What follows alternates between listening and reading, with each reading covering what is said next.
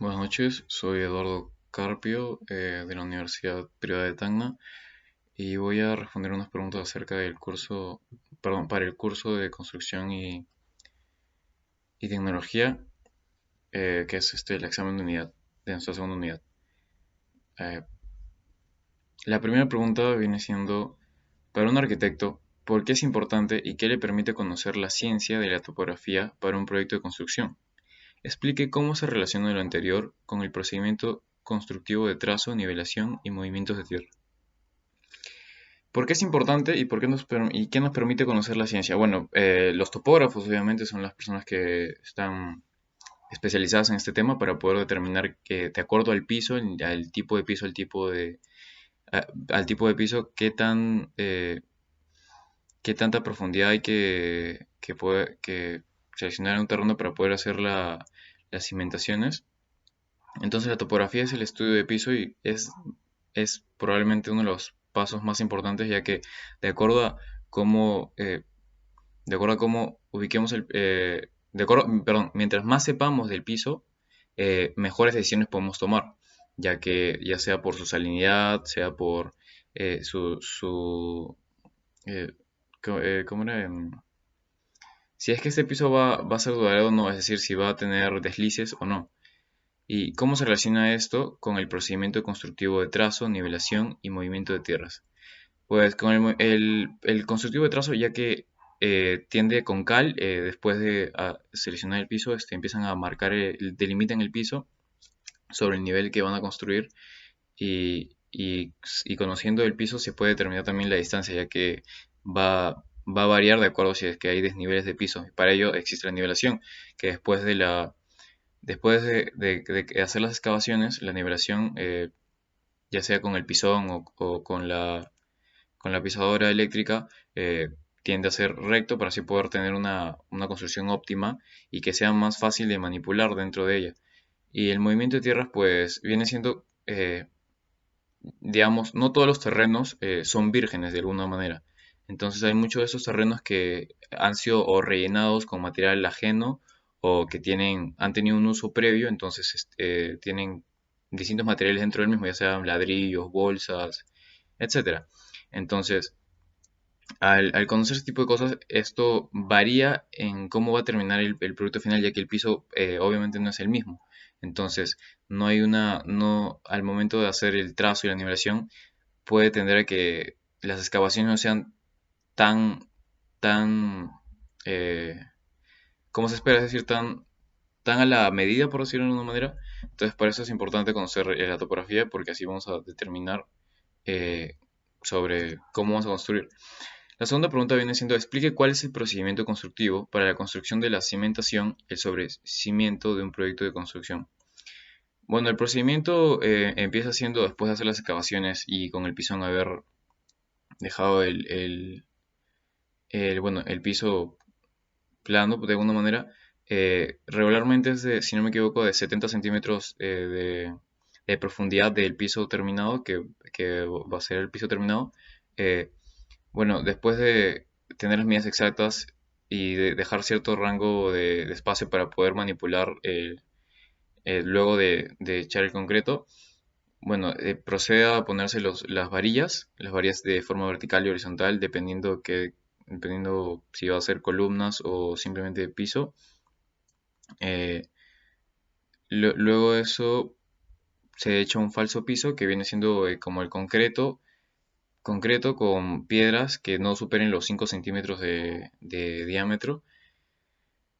Y pues de eso se deja secar aproximadamente un día. Posteriormente perdón, previo a eso se pone la madera, ya que es muy fácil malearla, es decir, muy fácil su uso para compactar lo que vienen siendo los cimientos.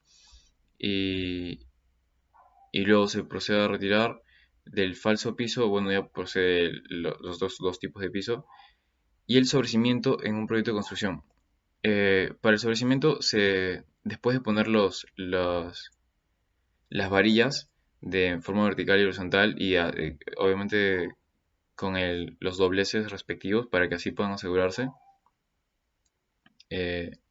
Cuando se echa el concreto, que es una mezcla que no, que una vez que esté construyendo no debe superar el- los 20 centímetros de piso o algo así.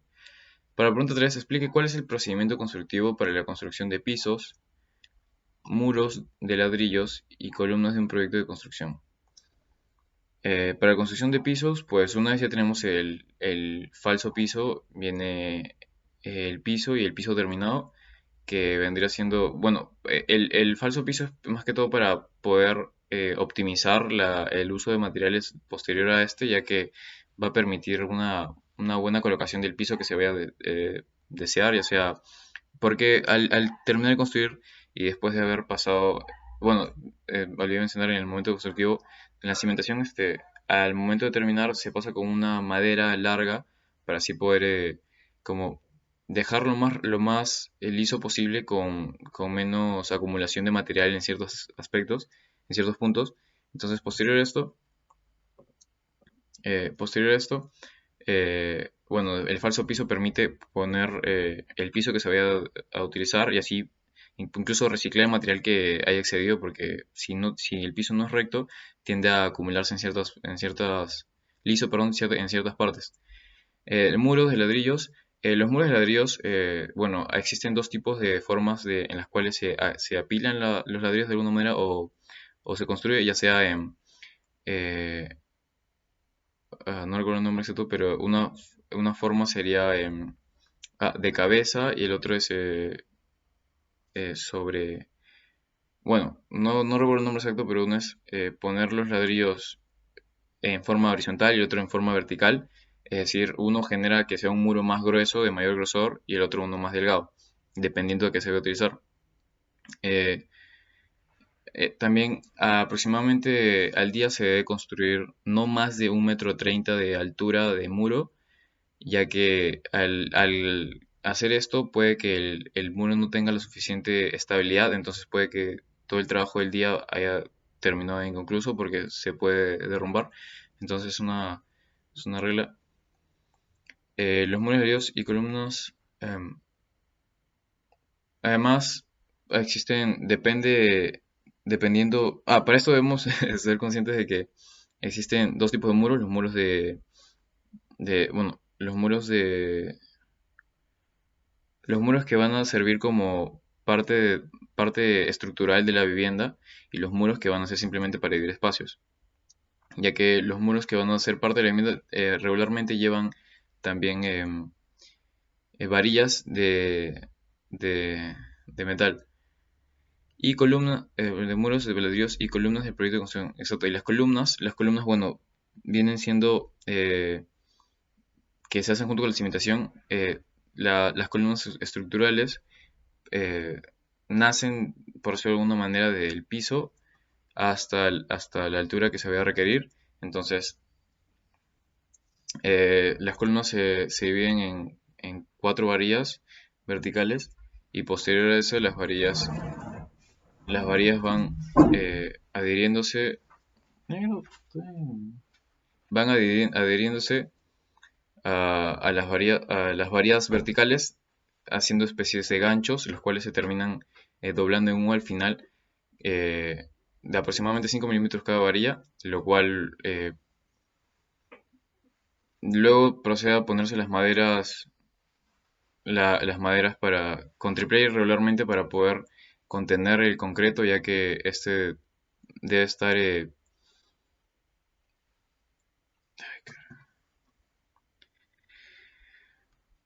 y bueno, procede a vaciarse el concreto para así poder generar las columnas. Las columnas deben tener aproximadamente, al día siguiente de haber vaciado el concreto, ya se pueden retirar los materiales de madera. Sin embargo, deben tener un curado regularmente de una semana para que así eviten grietas y el menor daño posible. También en el momento de la construcción de piso, después de generar el falso piso, se debe echar regularmente agua que se le llama arrocearos, algo así, para que el concreto tampoco quiebre. Y igual al momento de hacer los muros, al momento de usar los ladrillos, previamente, media hora antes o un día antes, se debe humedecer los ladrillos para así evitar que estos, al ser de arcilla, absorban todo el agua posible de la mezcla de concreto. ¿Y esto por qué? Pues, pues al evitar que absorba el agua, evita que el concreto se seque más rápido y pueda curarse de una mejor manera si es que este está hidratado de alguna forma. Para la última pregunta, explique cuál es el procedimiento constructivo para la construcción de vigas y losas en un proyecto de construcción. Bueno, la construcción de vigas, que viene siendo de cierta forma las columnas en forma horizontal, eh, es ciertamente similar al proceso de columnas, ya que deben colocarse las varillas en forma horizontal y posteriormente igual hacer el contraplacado, es decir, rellenar todos los espacios con las varillas de 5 milímetros de contención, las cuales la mantengan. Para realizar el proceso de construcción de vigas, ya que va a ser sobre el nivel del piso, eh, debe tener una cimentación de madera regularmente bastante idónea para que así no ocurran deslices en medio de la construcción. Y para el momento de las losas, regularmente se usan ladrillos de 30 por 30 centímetros, que son los más grandes ladrillos, por decirlo así, que están diseñados para losas. También se deben humedecer, obviamente, pero estos se ponen de forma vertical, es decir, uno al lado de otro, intentando tener los más pegados posible para así evitar que el concreto, la mezcla, se desborde por ciertos puntos. Entonces, mientras más cerca esté, mejor es.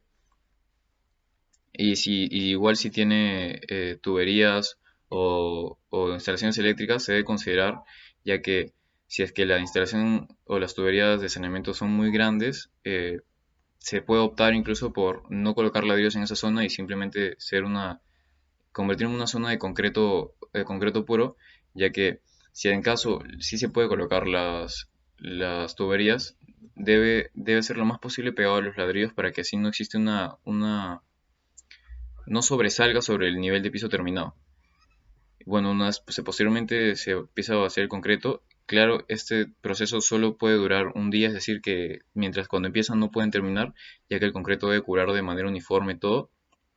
Una vez termine de fraguar todo el concreto, previo a esto, la mezcla es de una bolsa de cemento por 1,5 de los buggies, es decir, de las carretas de arena fina. Y una vez esto termine, se deja secar por aproximadamente un día. Posterior a eso también viene el curado, que viene siendo mojarlo, posteriormente humedecerlo con el método roceo por aproximadamente 2 semanas. Y una vez termine esto, ya tenemos las vigas, las losas y bueno, nuestro primer nivel construido. Gracias.